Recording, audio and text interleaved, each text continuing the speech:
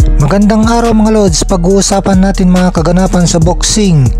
Manny Pacquiao, kahit ayaw sana niyang magboxing ang anak na si Jimwell, ay walang magawa. Dahil tulad niya, passion din daw ni Jimwell ang pagboboxing. Gusto niya maging world champion.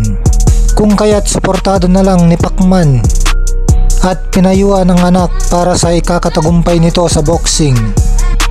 At nito nga lang, pinayuan ng anak na dapat malalakas ang ipupukol na jab, yung nakaka-knockout na jab, para respetuin daw siya ng kanyang kalaban. Ipinakita pa nga ni Pacman kung paano ito gawin sa kanilang video call na mag-ama.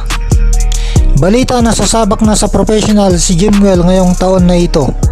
Samantala, bumelta si Jake Paul kay Canelo na sinasabing naduwag daw si Canelo sa kanya. Kaya pumirma ito ng mayamang deal sa Riyadh season ni Turki Al-Sheikh.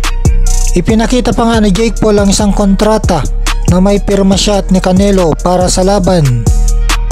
At nakatakda na sana nila itong formal na i-anunsyo sa publiko. May nakatakda na ngang petsa, Mayo 3.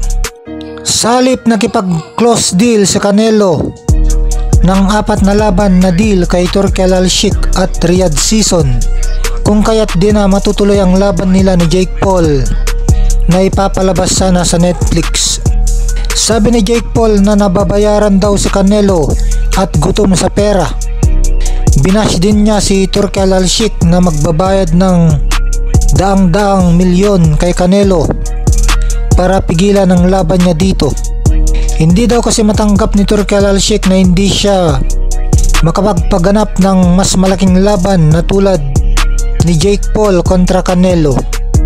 Pagkatapos ng deal ni Canelo sa Riyadh season, sinabi ni Canelo na mga totoong fighter lang daw ang kinakalaban niya. Belta naman ni Jake Paul na paanong real fighters daw. 135 pound fighter lang si Terence Crawford, na ibig sabihin maliit ito para kay Canelo. Tapos umiiwas pa daw si Canelo sa totoong fighter na tulad ni David Benavides.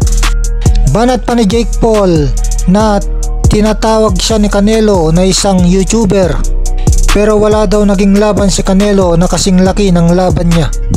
Ipinapangako ni Jake Paul na anumang laban na gagawin ni Canelo ngayong taon na ito ay higitan daw niya ito sa laki.